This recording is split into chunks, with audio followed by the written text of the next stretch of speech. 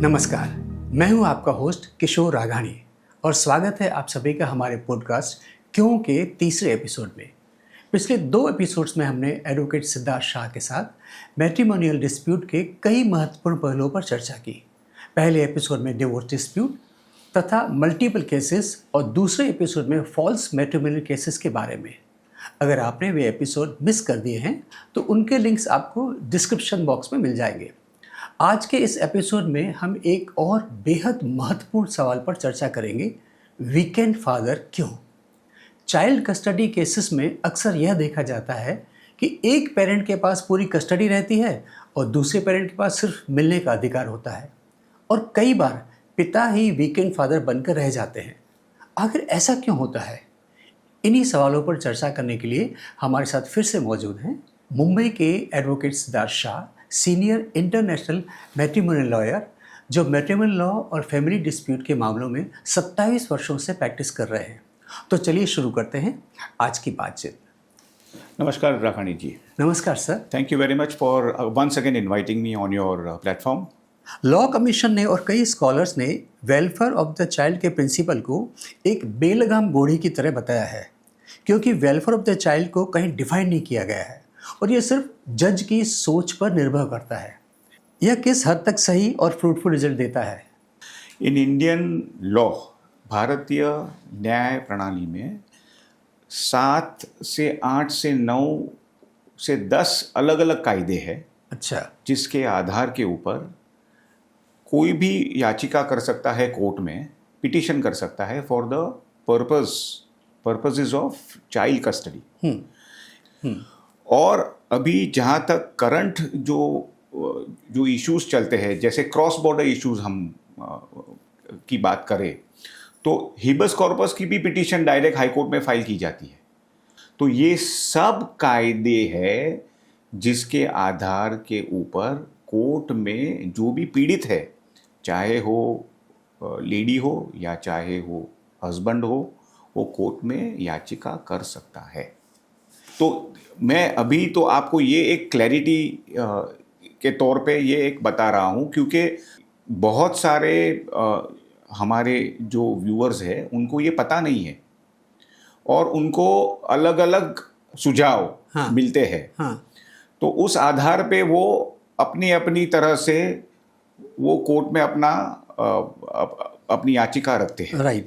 लेकिन जो court system है वो बहुत अच्छी तरह से अपनी जो कायदे की जो लॉज है, उन्होंने बहुत अच्छी तरह से उसे सिस्टमेटाइज करके मेथोडिकली हमें कायदा दिया गया है और उसमें विविध प्रकार की डे टू डे चेंजेस भी as per the current times court system करते आए हुए हैं, via law commissions, via trial courts, via mediators, retired जजेस, काउंसलर्स, पूरी एक व्यवस्था बहुत अच्छी तरह से वो कर रहे हैं for the people at large. ये मैं आपको बताना चाहूँगा। एक और बात है, कोर्ट अक्सर कहती है कि बच्चे की उम्र कम है, इसलिए उसकी इच्छाओं का पता नहीं लगाया जा सकता। लेकिन आजकल के जो बच्चे हैं काफ़ी जागरूक हैं और एक्सप्रेसिव भी हैं, अपनी बात अच्छी तरह रखना जानते हैं। तो क्या बच्चों की मैच्योरिटी सिर्फ उम्र से तय होनी चाहिए या कोर्ट को इस तरीके पर फिर से सोचना चाहिए?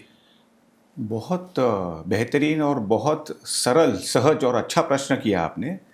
हालांकि ये प्रश्न तो कोर्ट को आपको करना चाहिए लेकिन मैं उत्तर में यही कह सकूंगा कि सुप्रीम कोर्ट ने बहुत सारे विविध प्रकार के जो केसेस हुए हैं उनके सामने, जैसे 2009 में गौरव नागपाल और सुमेधा नागपाल का एक मैटर हुई थी, उसमें कुछ गाइडलाइंस पास की है। तो वो जो केस लॉ, जो चाइल्ड कस्टडी जैसे ये जो सब्जेक्ट है, टॉपिक है, ये बेंचमार्क केस लॉज जैसे माने जाते हैं। फिर आपका ये जो प्रश्न है कि बच्चों की एज कितने मायने रखती है, खैर वो तो कोर्ट ही तय करेगी। राइट। लेकिन इस मामले में भी 2015 और 2016 में सुप्रीम कोर्ट के और 2 cases on the same point which becomes benchmark and guidelines, which has been delivered by the Honorable Supreme Court of India, which is followed by the entire country and all the high courts, including all the trial courts. और ये जो case law है, मैं आपको कहना चाहूँगा कि ये केस लॉज ऐसे है कि इसमें आपके बहुत सारे अन्य और भी विषय और प्रश्न का उत्तर आपको उसमें मिल जाता है। एक मैटर है जिसे आप नोट करना चाहे तो कर सकते हैं, शर्मा की एक मैटर थी, शर्मा वर्सेस शर्मा, और दूसरी एक जो मैटर जो है वो चक्रवर्ती और साहू की एक मैटर है। तो ये जो केस लॉज है उसमें बहुत सारे कोर्ट ने डिफाइन किया है, उसमें विश्लेषण किया है, लेकिन एक चीज ये क्लियर है कि welfare of the child is the most important thing which the courts have kept in view. Exactly. In giving all the directions and all the judgments. Right. तो आप अगर ये जो cases है आप देखेंगे तो उसमें courts have respected everybody. At the same time, courts have taken interviews of the minor child or children in person in chambers. Right. और कोर्ट ने उतना उनको रिस्पेक्ट देके, इतना डीपली समझ के फिर कोई नतीजे पे पहुंचे हैं, तो ये सब डॉक्यूमेंटेड है। राइट। तो चाइल्ड कस्टडी केसेस में these case laws become the benchmark. कई केसेस में पिता पैसे के मामले में मजबूत होते हैं, वे बेहतर शिक्षा, सुविधाएं और स्टेबिलिटी दे सकते हैं, फिर भी कोर्ट कहती है कि पैसे से कस्टडी तय नहीं होती। आपके अनुभव में असलियत क्या है? प्रैक्टिकल लेवल पर क्या पैसे का महत्व या उसकी काबिलियत कभी किसी फैसले पर असर डालती है? बहुत पेचीदे मामले होते हैं कस्टडी के, और हर एक मैटर में जो इश्यूज होते हैं वो विविध प्रकार के होते हैं, अलग अलग होते हैं। तो सिचुएशन क्या है, पार्टीज किधर रहते हैं, उनका लाइफस्टाइल क्या है, इंडिया में रहते हैं, बाहर रहते हैं, अब्रॉड रहते हैं, और अलग अलग विविध प्रकार के बैकग्राउंड्स रहते हैं, उनके सिचुएशंस रहते हैं।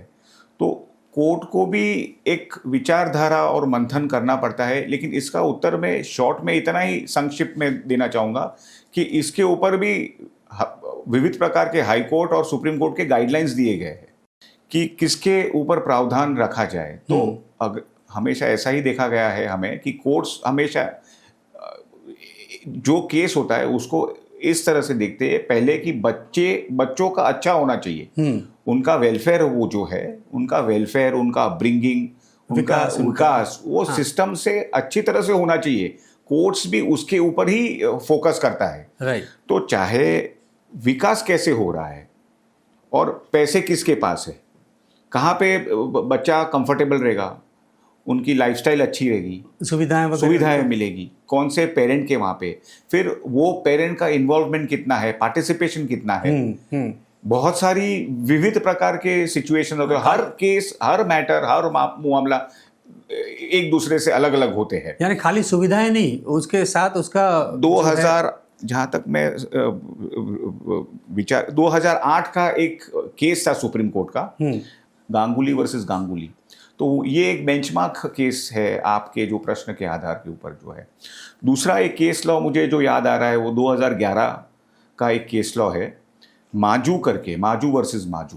तो रुचि माजू का एक केस था सुप्रीम कोर्ट का, ये भी यही मुद्दे के ऊपर कोर्ट्स ने, सुप्रीम कोर्ट ने गाइडलाइन दी थी। सो दीज केस लॉज, ये जो केस लॉज है, जैसे गांगुली का बताया मैंने, माजू का बताया, ये गाइडलाइंस बन जाते हैं आपके प्रश्न के उत्तर के लिए। और फिर तो हर एक मैटर, जैसे मैंने आपको बताया, वो अलग होता है। कोर्ट को उसमें बहुत सारी चीज़ें के ऊपर फोकस करके देखना पड़ता है। राइट। कि बच्चों का वेलफेयर है वो सबसे इम्पॉर्टेंट है, उनका पैरामाउंट वेलफेयर जो कोर्ट बोलती है टाइम एंड अगेन, उनकी वेलफेयर, उनकी अपब्रिंगिंग, उनकी ग्रोथ, उनकी स्टेबिलिटी, उनकी मेडिकल, उनके ऊपर कैसे ध्यान रखते हैं, पर्सनल अटेंशन, और बहुत सारे इत्यादि जो चीज़ें हैं जो कोर्ट्स देखती है, कोर्ट्स भी मॉनिटर करती है कि कौन से पेरेंट कैसे उसमें पार्टिसिपेट कर रहे हैं, तो उस आधार के ऊपर कोर्ट्स तय करता है कि कस्टडी किसको दी जाए और कौन से पेरेंट को नॉन कस्टोडियल पेरेंट बनाया जाए। एक और ख़ास बात है कि यह भी देखा गया है कि कस्टडी केसेस के चलते औरतें अपने पतियों पर 498A और DV एक्ट के केसेस लगा देती हैं, लेकिन अगर बाद में ये एलिगेशन झूठे निकले या प्रूव नहीं हो तो भी कस्टडी अरेंजमेंट अक्सर चेंज नहीं होती। क्या लीगल सिस्टम फॉल्स एलिगेशंस को कस्टडी मैटर्स में एडिक्वेट वेट नहीं देता? एक केस है, जहाँ तक मैं याद करूँ तो एक भगत का एक केस है सुप्रीम कोर्ट का 1994 का। तो उसमें भी सुप्रीम कोर्ट ने बहुत सारी चीज़ें ऐसी उसमें पुटअप कही गई है कि जिसके आधार के ऊपर कैसे जो कंप्लेनेंट होता है उनकी जो क्रेडिबिलिटी होती है उसके ऊपर सुप्रीम कोर्ट ने फोकस की लाइट डाला हुआ है। भगत वर्सेस भगत एक केस है, वो 1994 का मैटर है जो आपका प्रश्न का उत्तर देगा। कहने का मतलब यही है कि जी हाँ, करने के लिए तो आप कुछ भी कर सकते हो, लेकिन क्या ये सही रहेगा ऐसा कुछ करना? आपकी ड्यूटी एज अ पेरेंट क्या है? आपकी ड्यूटी एज अ पेरेंट झगड़ा करना नहीं है। आपकी ड्यूटी एज अ पेरेंट बच्चों की अच्छी तरह से उनकी परवरिश करना है। ये देखना है कि बच्चे बराबर पढ़ रहे हैं, उनको बराबर फैसिलिटीज मिल रही है, उनका अपब्रिंगिंग सही तरह से हो रहा है, कि आप अपने एक दूसरे के ऊपर कंप्लेंट करके आप कोर्ट के अंदर लड़ते रहेंगे और झगड़ते रहेंगे। वेलफेयर इंपॉर्टेंट है बच्चे का अपब्रिंगिंग, क्योंकि बच्चों के ऊपर क्या संस्कार पड़ेगा। आज अगर आप अच्छी तरह से दोनों मिलके, आप में कुछ डिफरेंसेस है हस्बैंड एंड वाइफ के बीच में, दोनों के बीच में कोई भी इश्यूज है, तो उसका आप बच्चों के ऊपर क्यों ये कर रहे हो? बच्चों को क्यों यूज कर रहे हो as a tool to litigate and fight? ये बहुत इंपॉर्टेंट है। And to settle your scores in your fights, which is not right. Correct. Court भी टाइम एंड अगेन, काउंसिलर्स भी, फैमिली कोर्ट काउंसिलर्स है जो मीडिएटर्स है, ट्रेन मीडिएटर्स है, trial court के जजेस है, हाई कोर्ट के जजेस है, सुप्रीम कोर्ट के भी जजेस यही बोलते हैं। आप शांति से सोचिए कि अगर आप अच्छी तरह से बच्चों को देख के, आप बच्चे के लिए अगर आप कुछ सहयोग कर सकते हो, या कोई सामने वाला भी कर रहा है तो उनको करने दो। उनको, बच्चे की लाइफ तो डिस्टर्ब नहीं होगी। आज बच्चा छोटा है, बड़ा होगा, 18 साल के बाद higher school, higher college, higher education लेगा, और जब एक अपने देश का अच्छा नागरिक बनेगा, प्रोफेशनल बनेगा, अच्छी तरह से काम कर सकेगा, तो आप उनके वेलफेयर के लिए सोचिए। मैं उतना ही कहना चाहूँगा कि parents should forget their issues, don't use child और children as the tool to settle the scores. Correct. Bharat में कस्टडी सिस्टम अक्सर कस्टोडियन वर्सेस विजिटर मॉडल पर चलता है, जहाँ एक पेरेंट प्राइमरी कस्टोडियन होता है और दूसरा विजिटर होता है, और अक्सर पिता ही विजिटर बनकर रह जाते हैं। ऐसी स्थिति में अगर कोई पिता सच में मानता है कि बच्चे की भलाई उसके साथ ज़्यादा सुरक्षित है, तो उसे कानूनी तौर पर यह कैसे साबित करना चाहिए? कोर्ट्स ने गाइडलाइंस दी है। क्योंकि जो कायदा है वो बहुत लिमिटेड है, जो स्टैट्यूटरी लॉ है, लेकिन ऐसे ही अलग अलग सिचुएशन में जब लोग उलझनों में फंस जाते हैं, तब कोर्ट में याचिका करके उनका मंथन होता है। तो मुझे एक मैटर याद आ रहा है, 2016 मुंबई हाईकोर्ट का एक मैटर है, जिसमें पार्टीज उबाले करके थे। मुंबई हाईकोर्ट का एक जजमेंट है, उसके आधार के ऊपर पूरा चाइल्ड पेरेंटिंग प्लान बनाया गया था, और वो child parenting plan has been adopted by many of the states and many of the courts pan India. तो it is like a benchmark case, Ubale versus Ubale of 2016, which was delivered by the Honorable Bombay High Court. तो ये एक matter है जो बहुत चर्चित था, 2016 की बात है। उसके बाद सुप्रीम कोर्ट के दो मैटर्स है, एक तो नागपाल करके एक मैटर था 2008 का, जहाँ तक मुझे याद आ रहा है, और एक मैटर मुझे याद आ रहा है, एक भल्ला का मैटर था 2010 का।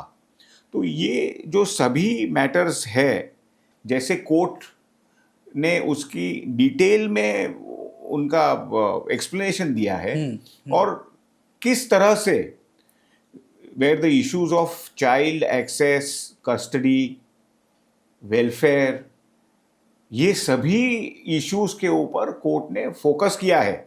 और जो नॉन कस्टोडियल पेरेंट है उनको किस तरह से, इनफैक्ट ये जो पेरेंटिंग चाइल्ड प्लान है, वो तो अभी जो ऑनरेबल फैमिली कोर्ट जो अपने मुंबई के फैमिली कोर्ट है उसमें एक सर्क्यूलर निकला था 2022 में, तो वो पेरेंटल वो प्लान, वो उसका इम्प्लीमेंटेशन किया गया है। अच्छा। कि जो भी कस्टडी मैटर्स कोर्ट में पुटअप होगी, तो वो चाइल्ड पेरेंटिंग प्लान के हिसाब से आगे उसका जो मेथोडिकल जो प्रोसेस है वो होगा।